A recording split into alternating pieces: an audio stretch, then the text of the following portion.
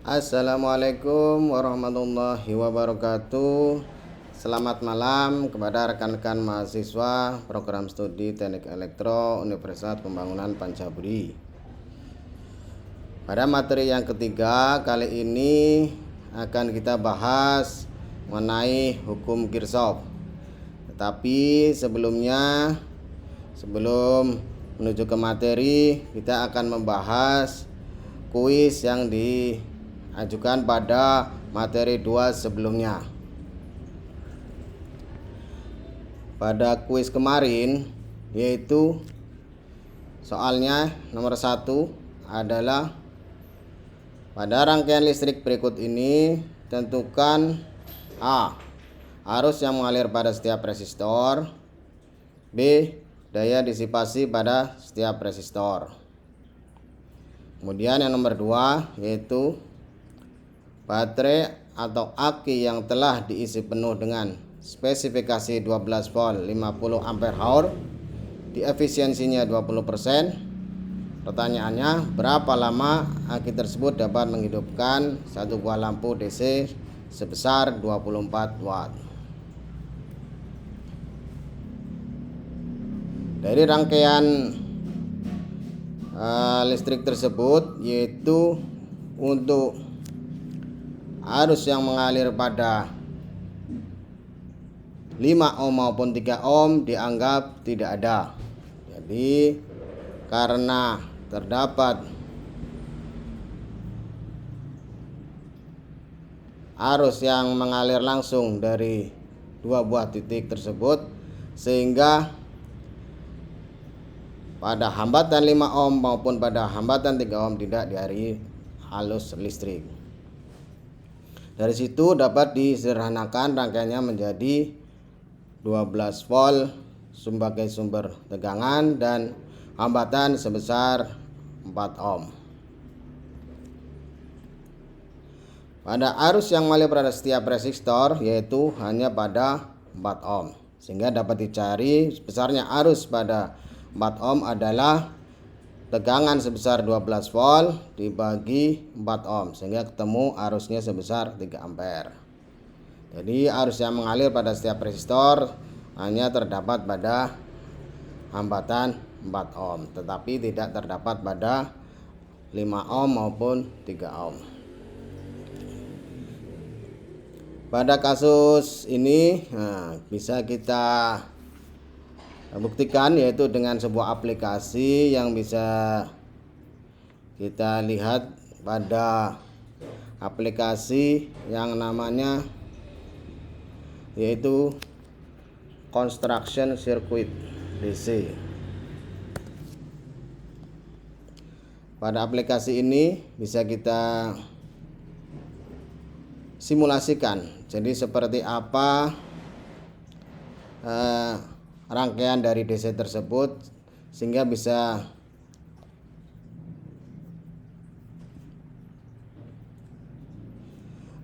nampak jelas. Jadi aliran arusnya seperti apa,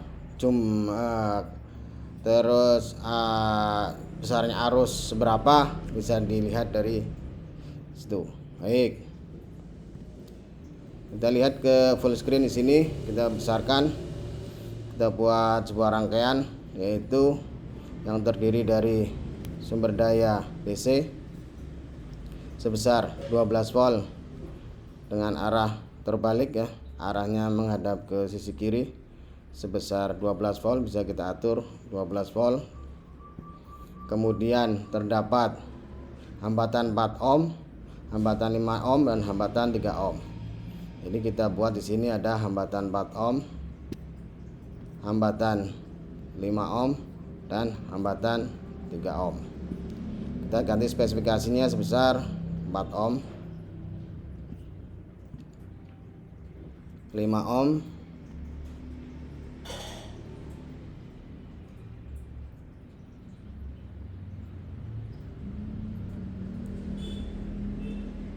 dan 3 ohm.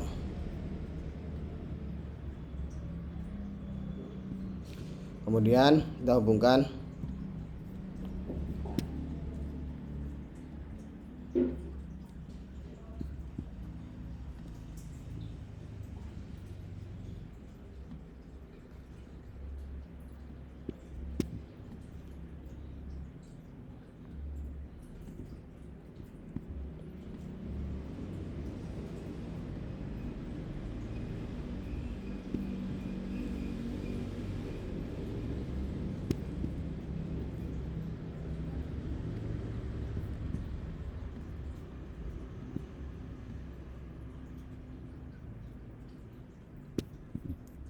ya. Dihubungkan dengan kabelnya di sini. Nanti bisa terlihat jelas arah daripada kita lihat dari konvensional. Jadi pada rangkaian tersebut tidak ada arus yang mengalir pada 5 ohm maupun 3 ohm.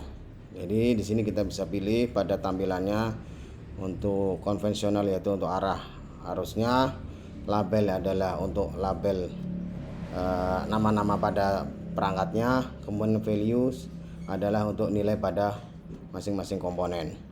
Untuk pengukurannya pun dapat kita ukur di sini, yaitu kita mencari jumlah arus yang mengalir. Kita melihatkan untuk arusnya yaitu sebesar berapa?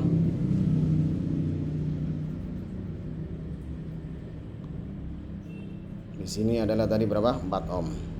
Oke, jadi arusnya adalah sebesar 3 ampere. Sama ya seperti perhitungan di sini, yaitu dapat disimulasikan bahwa arus yang mengalir pada rangkaian adalah sebesar 3 ohm.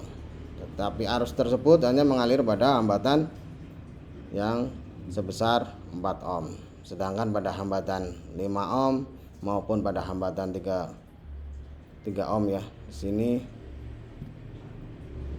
tidak ada arus yang mengalir. Baik, kita kembali ke materi. Untuk pada arus yang mengalir pada 4 ohm yaitu 3 ampere. Kemudian jawaban yang kedua yaitu untuk daya disipasi pada setiap resistor. Berarti kita tinggal mencari daya disipasi pada hambatan 4 ohm. Nah, rumus yaitu bahwa P pada 4 ohm yaitu I kuadrat kali R, sehingga I nya sebesar 3 ampere dikalikan hambatan 4 ohm diperoleh daya disipasi sebesar 36 watt. Lanjut sekarang ke pertanyaan yang kedua.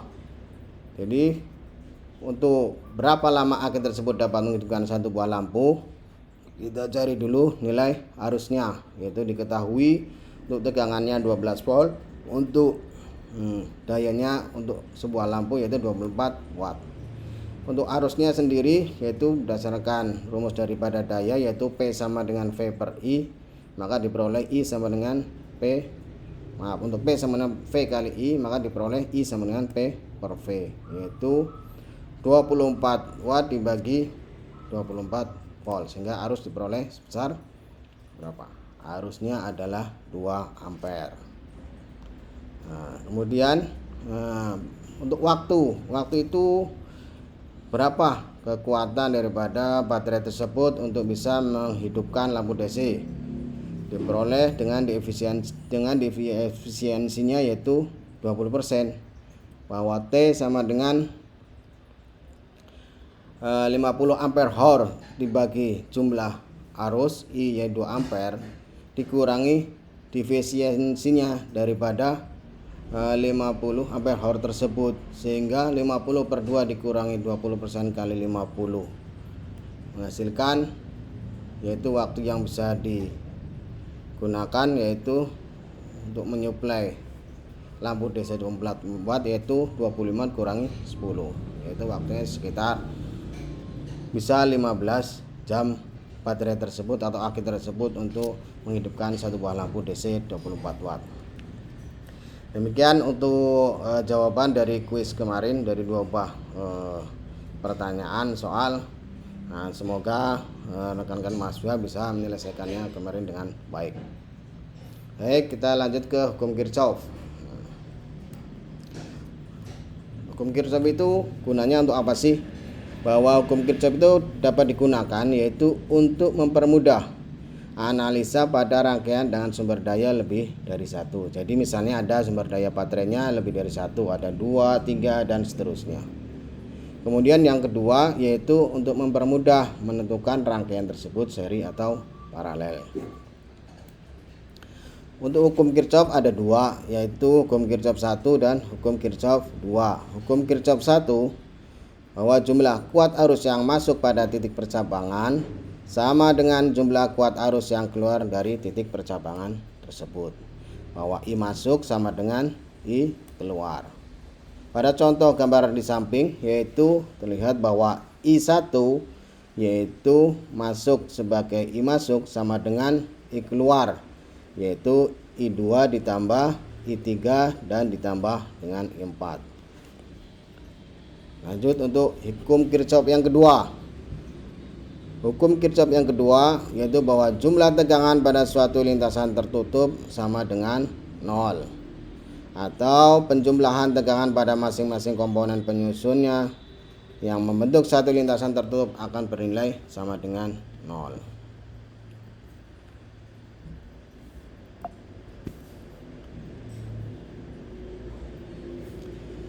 Yaitu dapat dirumuskan bahwa sigma V sama dengan 0. Sigma V sendiri terdiri dari jumlah sumber daya ditambah dengan jumlah arus dan hambatan. Jadi pada sebuah rangkaian itu terdapat sumber dayanya misalnya baterai, dan ada pada sebuah rangkaian dengan hambatan R. Seperti pada contoh di samping, yaitu bahwa di sini ada sumber daya 12 volt dan sumber daya baterai 9 volt. Sedangkan ada beberapa hambatan yaitu 4 ohm, 6 ohm dan 5 ohm.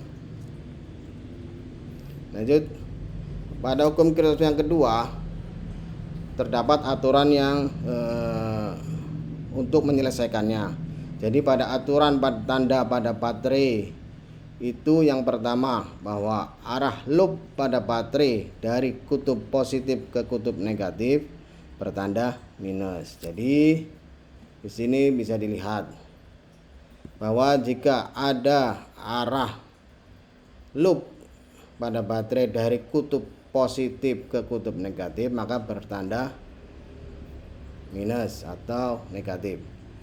Sedangkan sebaliknya, yaitu jika baterai tersebut arah loopnya yaitu dari kutub negatif ke kutub positif, yaitu bernilai plus atau positif.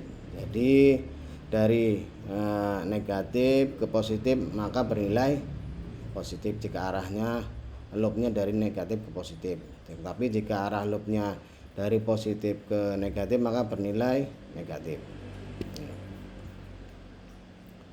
Jangan aturan pada tanda resistor, yaitu jika arah loopnya yaitu sama dengan arah arus maka dia bernilai negatif. Kenapa bisa seperti ini? Seperti yang kita bahas pada materi sebelumnya, yaitu karena di sini terdapat namanya disipasi daya. Ini ada daya yang keluar sehingga berkurang maka bernilai negatif. Baliknya, bila arah arus berlawanan dengan arah loop maka bertanda positif. Jadi jika berlawanan maka nilainya positif. Langkah-langkah dalam menerapkan hukum Kirchhoff 2 yaitu yang pertama, kita menentukan arah arus dalam rangkaian bebas ya, ditentukan secara bebas, nanti dilambangkan dengan tanda panah. Sedangkan yang kedua yaitu menentukan arah loop untuk mengitari rangkaian, itu juga bebas, artinya bisa putaran loopnya itu searah jarum jam maupun berlawanan arah dengan jarum jam, itu terserah. Sama arah arus juga bisa berlawanan, berbalikan, ini pun sama.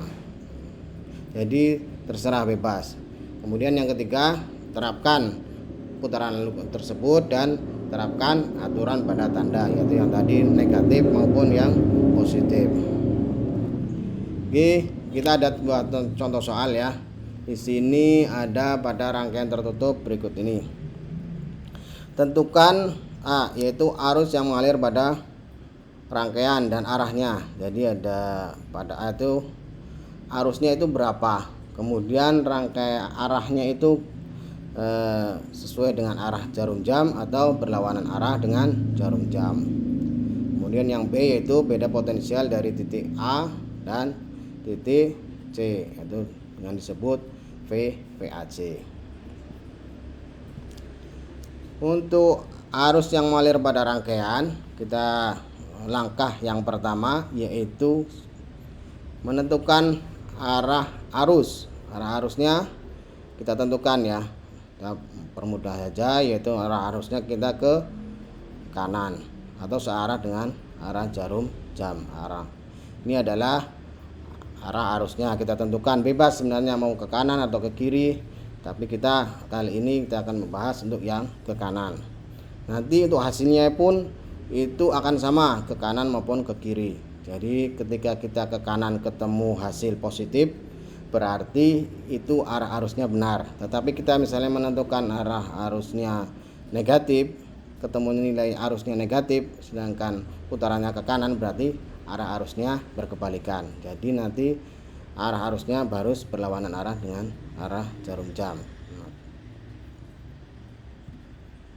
Kemudian tentukan loopnya, putarannya sama ya, kita tentukan yaitu searah dengan jarum jam juga.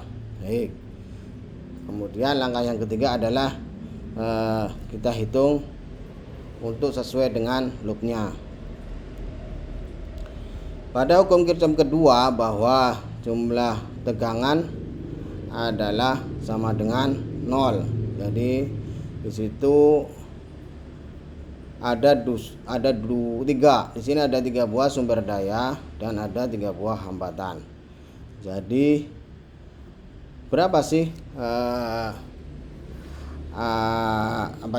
arus yang mengalir? Jadi arus yang mengalirnya berapa di sini? Kita bisa akan menentukan. Di sini kita tidak mengetahui arusnya berapa. Yang ketahui hanya tegangan dan hambatannya. Kita mulai dari 4 ohm. Dari 4 ohm di situ dengan arah yang ke kanan, yaitu sedangkan loopnya juga berarah dengan arah jarum jam, maka pada posisi 4 ohm adalah nilainya negatif. Jadi I negatif, I 4 dikurangi ini dari sisi positif ke negatif, maka dia nilainya negatif juga. Oke, jadi kemudian lanjut ke hal yang 6 ohm. Yang 6 ohm pun sama. Arah arus maupun arah loop itu bersamaan sama, maka nilainya negatif juga. Ini negatif juga, sama. Kemudian pada 12 volt, dari kutub negatif ke kutub positif apa berlaku tandanya?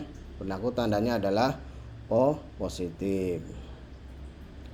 Pada 2 ohm, jadi searah, arah arus maupun arah loop searah, maka nilainya negatif. Jadi I kali R-nya negatif. Sedangkan pada 9 volt dari kutub negatif ke kutub positif bernilai positif. Jadi sama dengan 0. Jadi penjumlahan sumber tegangan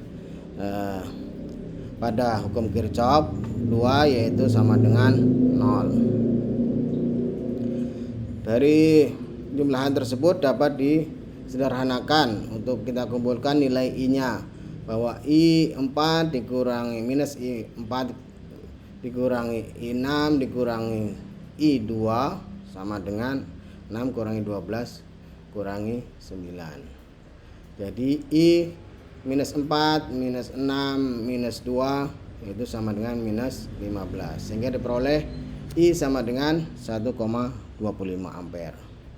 Kesimpulannya apa? Jika I-nya itu adalah positif, yaitu 1,25 ampere, arahnya berarti benar atau salah? Bukannya benar atau salah ya, artinya arahnya sesuai atau tidak. Jadi dari sini dapat disimpulkan bahwa untuk dengan nilai arus 1,25 ampere dan nilai positif, maka arahnya dianggap benar, yaitu searah dengan jarum jam. Pada contoh rangkaian tersebut juga dapat disimulasikan dengan sirkuit construction circuit DC ya. Mari kita simulasikan, benar nggak arah arusnya dan benar nggak nilainya sebesar 1,25 ampere.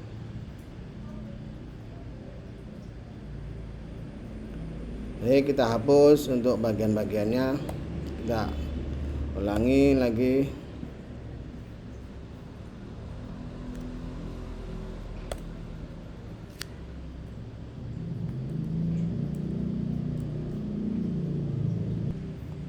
Di sini ada 3 sumber daya yaitu 9 volt, 6 volt dan 12 volt. Ini kita pasang di sini dengan arahnya ke atas, kemudian baterai dengan arahnya terbalik. Baterainya sebesar 6 volt.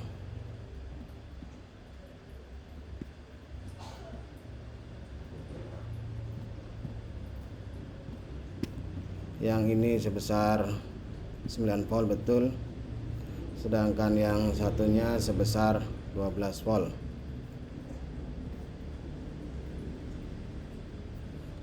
Arahnya juga terbalik, arahnya ke arah kiri sebesar 12 volt. Oke. Kemudian ada hambatan 4 ohm, 6 ohm dan 2 ohm. Ini ada hambatan 4 ohm, 6 ohm dan 2 ohm. Oke, sini kita ganti menjadi 4 ohm,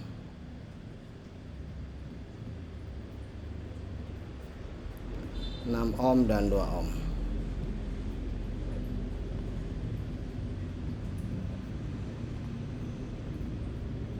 Dan 2 ohm. Oke. Kemudian rangkaiannya kita hubungkan ya dengan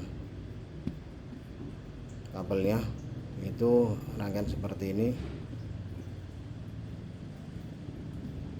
Nah, sebelum ini kita matikan dulu, benar nggak rangkaiannya nanti.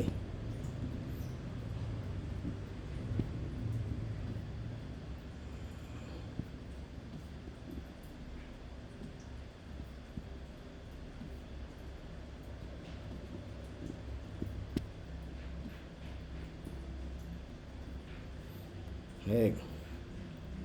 4 ohm, 6 ohm, 12, 4 ohm, 6 ohm dan 2 ohm, kemudian 9 volt, 6 volt dan 12 volt dengan arah sudah benar. Baik, kita lihat untuk arah arusnya kemana, ke kanan atau ke kiri. Benar, berarti arah arusnya adalah benar, yaitu sesuai dengan arah jarum jam. Untuk arusnya berapa? Benar gak arusnya? Arusnya adalah benar, itu sebesar 1,25 ampere. Jadi arusnya benar, yaitu 1,25 ampere. Sudah ketemu ya, berarti artinya sudah sesuai. Lanjut, kemudian untuk yang B, yaitu untuk beda potensial pada titik A dan C, yaitu beda potensial VAC.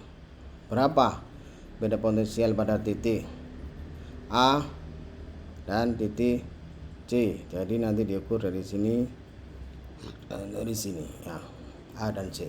Baik. Selanjutnya, bahwa dari A C ya, kita lihat ya, arahnya searah jarum jam untuk arusnya. Untuk loopnya juga searah dengan jarum jam. Maka nilai tegangan di sini adalah minus 4 minus I kali 4 dikurangi. Nah, ini dari kutub positif ke kutub negatif apa nilainya? Nilainya adalah negatif, sehingga minus 6. Kemudian di sini di 6 ohm, yaitu arah arus dan arah loopnya sama, sehingga minus juga, jadi I kali minus I kali 6, sehingga diperoleh untuk VAC yaitu I nya berapa? I nya 1,25, jadi minus 1,25 kali hambatannya 4 ohm dikurangi 6 volt dikurangi 1,25 harusnya minus 1,25 kali 6 ohm, sehingga diperoleh VAC yaitu minus 5 dikurangi 6 dikurangi 7,5, diperoleh berapa? Yaitu VAC sebesar minus 18,5 volt. Tidak masalah ya, minus 8,5 volt. 18,5 itu berarti kita meletakkan kutub negatif di titik A dengan kutub positif di titik C, sehingga diperoleh minus 18,5. Kebalikannya jika VCA yaitu titik negatif di titik C sedangkan titik positif di titik A, maka diperoleh nilainya 18,5 volt bernilai plus. Untuk mencari nilai VAC dari langkah sesuai dengan arah jarum jam itu akan sama nilainya jika mencarinya dari sisi satunya lagi, dari sisi ADC. Kalau tadi kan dari sisi ABC. Nah, sekarang bisa dihitung juga dari sisi ADC. Jadi VAC itu bisa dilihat dari VABC maupun bisa dihitung dari VADC. Baik. Untuk dari VADC, coba di sini apa? VADC itu nilainya apa? Dari kutub positif ke kutub negatif. Maka dia nilainya adalah negatif. Betul. Kemudian pada 2 ohm searah dengan arah arus dengan arah loop sama enggak? Arah arus. Jadi ke arahnya adalah ke kanan. Nah, berarti kan kita ngitungnya ke sana ya. Ini searah enggak dengan arah loopnya? Ternyata berlawanan arah, sehingga nilainya apa? Nilainya adalah positif. Karena arah loopnya searah jarum jam, sedangkan arah arusnya dari A ke C, berarti arah arusnya ke sini ke kanan, dari D ke C, maka berlawanan arah, sehingga nilainya adalah positif. Jadi I kali 2 ohm, sedangkan dari kutub positif ke kutub negatif pada 12 volt nilainya apa? Nilainya adalah minus, sehingga minus 12. Lanjut. Jadi dapat dihitung di sini. Nah, bahwa untuk minus 9 ditambah 1,25 kali 2, untuk arusnya 1,25 kali 2 dikurangi 12 volt, maka ketemu nilainya yaitu minus 9 ditambah 2,5 dikurangi 12. Nilainya adalah sama. Jadi untuk nilai VAC dapat dihitung dari A, B, C, dapat juga dihitung dari ADC, dari titik ADC. Itu sama nilainya. Dapat kita buktikan dari simulasi dengan sirkuit construction nilainya benar atau tidak. Kita lihat. Sini kita ngambil sebuah alat namanya voltmeter ya. Ingat, dari titik A di mana? Titik A adalah di sini. Titik A-nya berarti negatif ya. Jadi kutub voltmeter negatif A dengan titik C-nya di mana? C-nya adalah di sini. Maka nilainya adalah 18,5 volt. Jadi benar ya. Di sini terlihat bahwa untuk tegangan dari titik AC, VAC adalah nilainya benar, yaitu minus 18,5 volt. Sangat mudah ya rekan-rekan mahasiswa. Jadi misalnya nanti ada sebuah soal ataupun sebuah rangkaian dari pada gambar dapat disimulasikan dengan menggunakan simulasi circuit construction untuk rangkaian DC. Nah, ini akan mempermudah kita untuk memahami benar nggak arah arusnya seperti apa. Jika ingin membuat coba-coba pun bisa juga di sini. Misal untuk kita lihat bagaimana dia itu untuk bisa arah arusnya biar terbalik. Bisa kita misalnya membesarkan di 6 voltnya. Jadi kita besarkan nilainya sehingga dia akan membalik. Jadi dia posisi terbalik adalah pada posisi berapa volt? Nah, pada posisi 22 volt. Jadi jika baterainya diganti dengan 22 volt, maka arah arusnya akan terbalik. Lebih besar tegangan yang diberikan, maka arah arus semakin cepat. Kita kembalikan lagi ke 6 volt. Nah, 6 volt maka arah arusnya yaitu searah dengan arah jarum jam. Jadi benar. Jadi sudah ketemu ya rekan-rekan mahasiswa. Kuliah kita pada materi kali ini terkait dengan hukum Kirchhoff, terkait dengan hukum Kirchhoff. Sampai di sini, semoga rekan-rekan mahasiswa bisa mengikuti. Untuk kali ini kita tidak ada kuis ya, jadi silahkan nanti bisa belajar sendiri. Semoga apa yang saya sampaikan bisa dipahami. Saya akhiri. Selamat malam. Wabillahi taufiq wal hidayah. Wassalamualaikum warahmatullahi wabarakatuh.